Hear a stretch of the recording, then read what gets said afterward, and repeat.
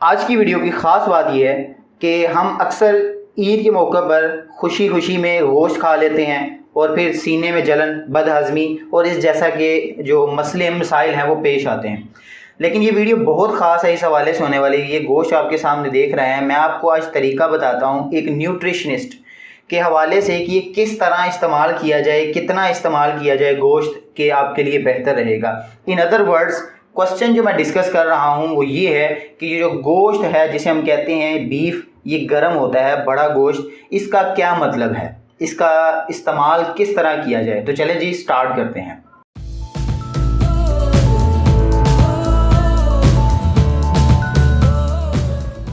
तो सबसे पहले मैं क्वेश्चन ये डिस्कस करता हूँ। ये जो बीफ मेरे सामने पड़ा हुआ है, आप यहाँ पे देख सकते हैं, इसको हम कहते हैं हाई डोज प्रोटीन।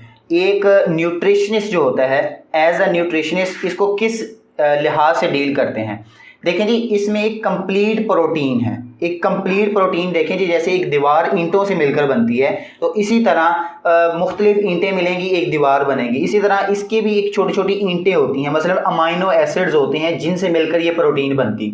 अब अमाइनो एसिड्स की कई किस्में हैं, कॉमनली बॉडी के अंदर जो है वो 20 होती हैं।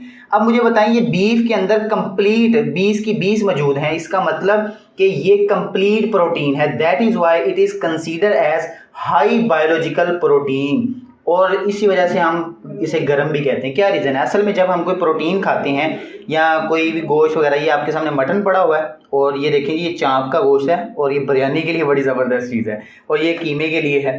तो मैं ये भी आगे चल के डिस्कस करता हूँ। लेकिन ये देखें, इस गोश्त में कंप्लीट प्रोटीन के, जब भी हमने कोई प्रोटीन खाई, मैदे के अंदर एसिड प्रोड्यूस होता है। अब उस एसिड के अंदर जो है वो उसने इसको डाइजेस्ट करना है। ज़्यादा गोश्त खाएंगे ज़्यादा एसिड आएगा। अब इस एसिड के ज़्यादा होने की वजह से, HCl की वजह से हमें जो है वो मैदे में जलन होती है, गैस बर्न वगैरह, हार्ट बर्न, दिल का जलना वगैरह, इस तरह की फीलिंग्स आती हैं। तो इसका इस्तेमाल किस तरह किया जाए, कितना किया जाए कि ये हमारे लिए नुकसानदेह ना हो और आप खुशी खुशी ईद के जितने दिन भी है, महीना 2 महीना, जितने दिन भी गोश्त इस्तेमाल करना चाहें खुशी से कर सकें। तो चलिए जी स्टार्ट करें। पहले मैं आपको एक बात बताऊं, एक जो बीफ है ये कितना इस्तेमाल करना चाहिए। एक जो रिपोर्ट के मुताबिक न्यूट्रिशनिस्ट जो हैं वो सर्विस करते हैं टोटली 3 to 4 सर्विंग्स। अब सर्विंग्स क्या है? सर्विंग्स आप समझ रहे, एक सर्विंग जो है वो 1 औंस के बराबर है। अब औंस में आपको घरों में तो इस तरह कोई ऐसा प्रोसीजर नहीं होता मेजर करने का, लेकिन एक ये देखिए, ये मेरे एक हाथ की पाम है, इस हाथ के पाम का ये जो साइज़ है आपके सामने मैं यहाँ पे करके दिखाता हूँ, इस साइज़ का जो पाम है ये 3 औंस के बराबर होता है। तो आपने कितने लेना है? 1 औंस 1 सर्विंग के बराबर और 3 to 4 सर्विंग्स। इसका मतलब कि अगर मैं कहूँ कि मैंने बीफ इस्तेमाल करना है तो ये लें जी, इतना बीफ जो है हमारी बॉडी को डेली रिक्वायर्ड होता है। लेकिन जाहिर बात है, ईद है, मज़ेदार गोश्त बना हुआ है, तिक्के कबाब बने हुए हैं, तो फिर तो नहीं ना रह जाता, इससे तो कई हिस्सा ज़्यादा खाया जाएगा। तो उसका मैं तरीका आपके साथ शेयर करता हूँ। पहले ये चीज़ क्लियर कर ली, 1 औंस का मतलब क्या हुआ? 1 सर्विंग, और हमने 3 से 4 सर्विंग्स जो हैं वो नॉर्मल बॉडी के रिक्वायर्ड होती हैं। इससे ज़्यादा जो है वो स्टोर होंगी, मोटापा करेंगी और बद जलनी यानी सीने के अंदर जलन का बायस बनेगी।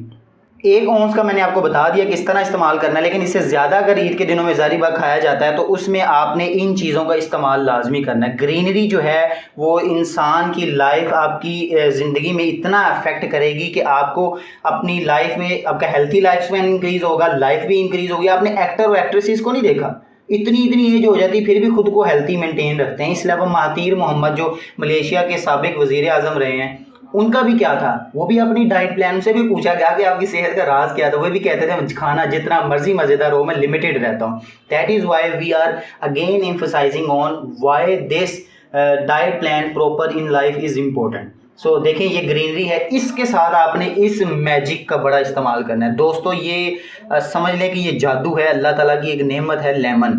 ये गर्मियों में तोहफ़ा भी है, और इस खुराक में आपको अगर ज़्यादा गोश्त भी खा रहे हैं तो आप इसको इस तरह करें, लेमन का इस्तेमाल करें, चाहे गोश्त के ऊपर डाल लें चाहे इसके ऊपर डाल लें। अब गोश्त के ये चीज़ जो है ना, इसका मस्त बनाया। अब इसको इस्तेमाल किस तरह कर सकते हैं? आप इसको स्कंजवीन बना सकते हैं, इसका स्कंजवीन बना के इस्तेमाल कर सकते हैं, और उसके अलावा ऊपर डायरेक्ट इस्तेमाल कर सकते हैं, जायके के तौर पर इस्तेमाल कर सकते हैं, गार्निश के तौर पर इस्तेमाल कर सकते हैं। That's up to you. फिर इसके साथ साथ आपने दही का इस्तेमाल करना। अगर आपको स्टमक की प्रॉब्लम है अक्सर रहती है और आप गोश्त भी खाना चाहते हैं तो आपने साथ में दही का इस्तेमाल करना है, लेमन का इस्तेमाल करना है, सलाद का इस्तेमाल करना है, बंद गोभी का इस्तेमाल करना है। और अब एक आखिरी चीज़ आपके साथ डिस्कस करते हैं जी, ये पुदीना। इसकी खुशबू मैं आपको क्या बताऊं, सुबहान अल्लाह, क्योंकि ये हमारे घर का खुद का उगाया हुआ, अभी मैं तोड़ के लाया हूँ। ये देखें जी, ये इसका इस्तेमाल इतना ज़बरदस्त है। इसको आपने चटनी के तौर पे इस्तेमाल करना है, पुदीने का और ये टमाटर का। और ये तीन चीज़ें आपके मेटाबॉलिक को इतना फास्ट कर देंगी कि अगर आप जो है वो कोई ज़्यादा गोश्त खा भी लें तो आपको महसूस नहीं होगा, डाइजेशन तेज़ हो जाएगी, मोटापा भी नहीं आएगा, जो बदहज़मी है वो भी नहीं होगी। लेकिन इसके अलावा थोड़ा सा जो है ना वो आपने अपने स्टाइल को भी चेंज करना है। किस तरह चेंज करना है, देखें जी, जो हैबिट है वो सुन्नत रसूल है। आप सल्लल्लाहु अलैहि वसल्लम की सुन्नत थी, जब कोई खाना खाते थे उसके बाद जो है वो 40 कदम चलते थे। तो न्यूट्रिशनिस्ट भी एट लीस्ट 5 to 3 मिनट्स सर्वे के मुताबिक रिकमेंड करते हैं। तो आप सुन्नत तरीके पे करें ना, सवाब का सवाब और फ़ायदे का फ़ायदा। तो थोड़ा सा खाना खाएं, घूमने फिरने चले जाएं। फिर खाना पकाना किस तरह है, आपने फ्राइंग नहीं करना भाई मेरे, फ्राई करने का अलग से मज़ा। मैं आपको बताऊं, बड़ी खुशी, आप सुन के हैरान हो जाएंगे। मैं आपको रिकमेंड कर रहा हूँ टिक्के बना के खाएं इसके। आप स्टीम गोश्त खाएं बाहर से, भाई यासर ब्रोस्ट है हमारे इलाके में बड़ा मशहूर, वहाँ से आप जो है इसको स्टीम ब्रोस्ट करवाएं और खाएं।